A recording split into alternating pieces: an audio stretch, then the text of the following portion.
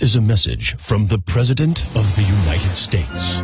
Dear people of the Netherlands, it is me, President Trump, the real one. It's true, very official. Listen, it's going to be America first, but you can be second on one condition. You need to make this guy your president. He's the best. You'll love him. Totally great. All the others, total losers. Just look at his hair. It's fantastic. By far the second best in the world. So great. He could build a huge wall to keep all the Muslims out, even the cuddly ones.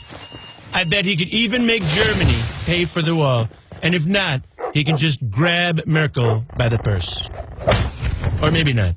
But he could. He totally could. And he'll cut you off from Europe. I love it. Putin loves it. So smart. He has the best tweets. They're all true. Just get rid of all the fake news, okay? And he always has the best people in his party. Seriously, the kind of people you want in charge. Don't believe the lies. That never happened. Fake news. So sad. You don't need big plans to run the country, okay?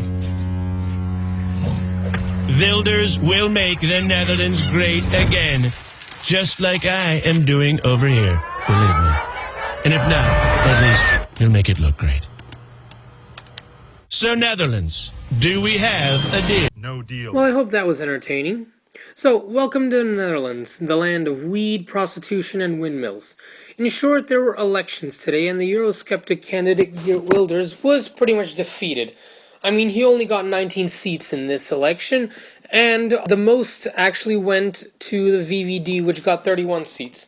In short, certain lawyers are expecting a coalition between the VVD, the D66, the Christian Democrats, and the Greens, all of which are centrists. So, pretty much, Wilders is out of the occasion. I mean, look at this fucker. He looks like a rooster. I mean, he literally looks like a rooster. I bet he's the type of guy that jerks off to clown porn and hides it under his mattress. So, last year there were a wave of populist decisions, aka the Dutch referendum on Ukraine's EU membership, a pro-Moscow president being elected in Bulgaria, Brexit, and Trump. Things started to subside when CETA was agreed and the Eurosceptic candidate Hofer lost in Austria. The Dutch elections were next in line, and the Freedom Party, also known as the PVV, was believed to win this election. Their leader, Wilders, is a far-right politician. Now, I do agree with this ban on Islam in Europe, but that is where our similarities end. One thing I don't like about him is that he's the most Eurosceptic politician I have ever seen. Nexus means that we no longer have to pay billions to Brussels and weak Southern European countries. That we can save billions by liberating ourselves from European Union regulations. That we can end the mass immigration and stop paying welfare checks to, for instance, the Romanians and the Bulgarians. My god, read a book, Rooster Boy. I also really don't like his views on denouncing climate change, closing the Netherlands to other Western countries, and by how much he's shown support for populism. I mean, he's even shown a certain liking to this controversial figure.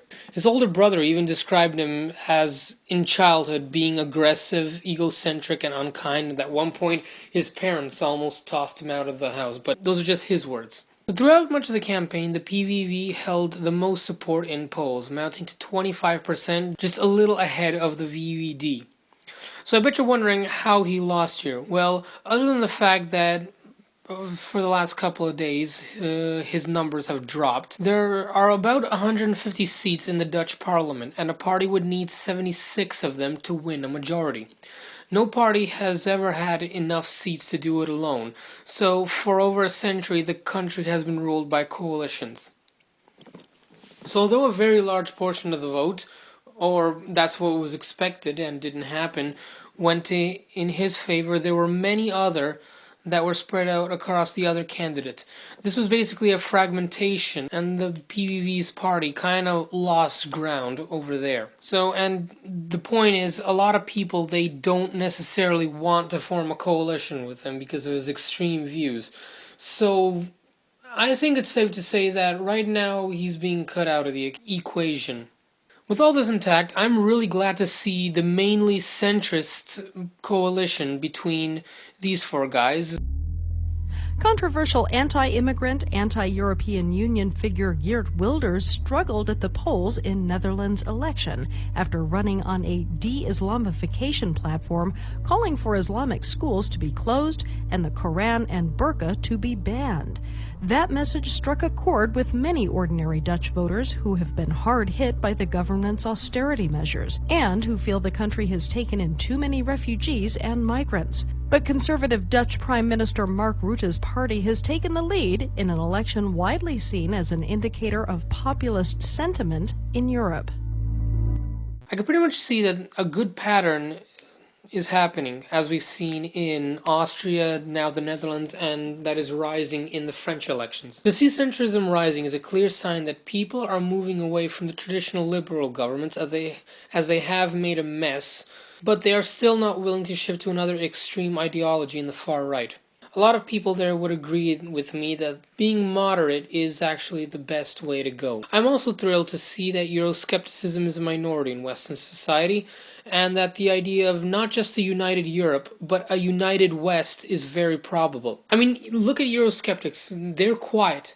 I mean, for example, Sargon of Akkad, he has made several videos on the Brexit and Trump victories, curse him, but has so far not mentioned anything on the victories of Van Dellen or the VVD-led coalition in the Netherlands. Now that we've taken care of these two populists, I hope we can see centrism rise in France and Germany later this year, as well as seeing some less critical elections in Finland, Denmark, Portugal, Czech Republic, Slovenia, and New Zealand. Dictators free themselves, but they enslave the people. Now let us fight to fulfill that promise. Let us fight to free the world, to do away with national barriers, to do away with greed, with hate and intolerance. Let us fight for a world of reason. Soldiers, in the name of democracy, let us all unite! Now remember, stay strong and stay in the center.